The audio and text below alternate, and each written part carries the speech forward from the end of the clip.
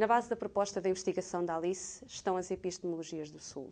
Pode explicar-nos um pouco o que são as epistemologias do Sul? Eu parto da ideia de que, para nós conhecermos e, sobretudo, conhecermos de uma maneira que seja capacitante, que dê credibilidade e importância a estas experiências não eurocêntricas e que vêm de outras regiões do mundo, informadas por outras cosmovisões, por outros universos simbólicos, por outras maneiras de ver a vida, por outras maneiras de ver a natureza e de conceber a natureza.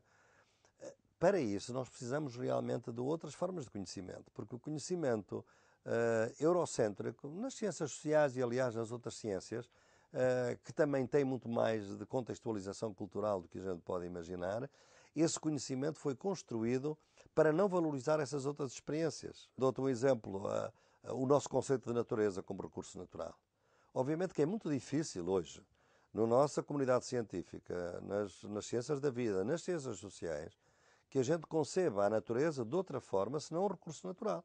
O rio é um objeto, as montanhas são objetos, os recursos naturais é para explorar, o petróleo é para explorar até ao tutano, podemos explorar estes recursos todos sem nenhum limite.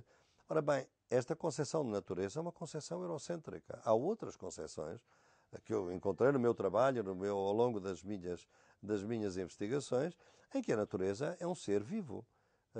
Não está separado de nós, nós somos parte da natureza.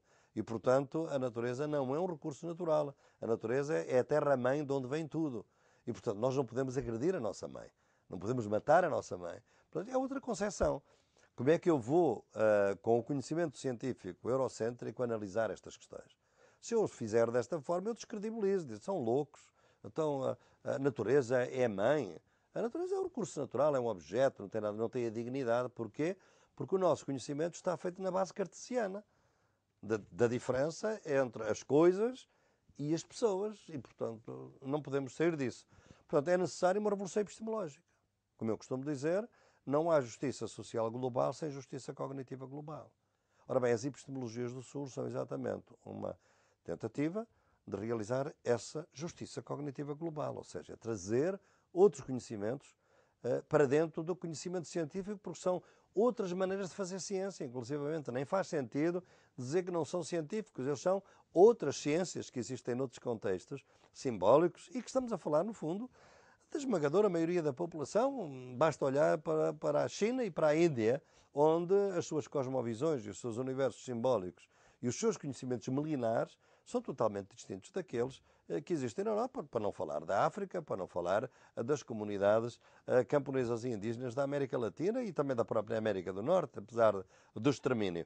Portanto, há realmente muitos outros conhecimentos e as epistemologias do Sul vêm trazer isso.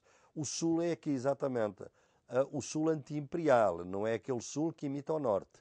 É o Sul que resiste e que produz alternativas em relação ao imperialismo e ao colonialismo do Norte. Claro que é evidente que este não é fácil, obviamente, construir esta proposta que tenho vindo a formular como epistemologias do Sul, mas ela é assente em quatro ideias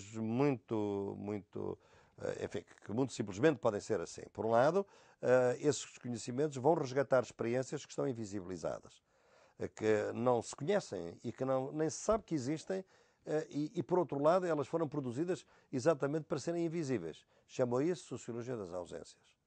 Por outro lado, este conhecimento é um conhecimento que vai dar voz e amplificar o sentido das inovações que têm lugar no Sul global, não como sendo coisas exóticas que não têm interesse ou que são de interesse local, mas são emergências de coisas novas. Sociologia das emergências. Para captar isto, eu preciso de um conhecimento que não pode ser um conhecimento monocultural, porque eu parto da ideia da pluriculturalidade, logo o conhecimento tem que ser pluricultural. Tem que haver uma diversidade de conhecimentos. É isso que eu chamo a ecologia dos saberes, que é fundamental para as epistemologias do Sul. Mas como tornar os saberes inteligíveis uns para com os outros? Como, por exemplo, esta natureza, recurso natural versus natureza, a nossa mãe, ou a terra-mãe. Bem, nós precisamos de tradução intercultural. E, portanto, a tradução intercultural é outro fenómeno, é outro procedimento que nós temos que utilizar, porque muitas vezes as mesmas aspirações de transformação social progressista são designadas de modos muito diferentes. Têm diferentes conceitos, mas serão assim tão diferentes? Por exemplo, a Europa, sobretudo a partir do século XX, do século XIX, passou a identificar como a ideia mais progressista da transformação social com a palavra socialismo. E essa palavra continua hoje a correr como, digamos assim, uma versão de emancipação social. Se nós formos para outros contextos culturais, provavelmente esta palavra socialismo não soa da mesma forma. E, pelo contrário, tem outras palavras, como, por exemplo, os povos indígenas da América Latina, para designar essa emancipação social. Falam, por exemplo, de dignidade, falam de respeito, falam da sua autodeterminação.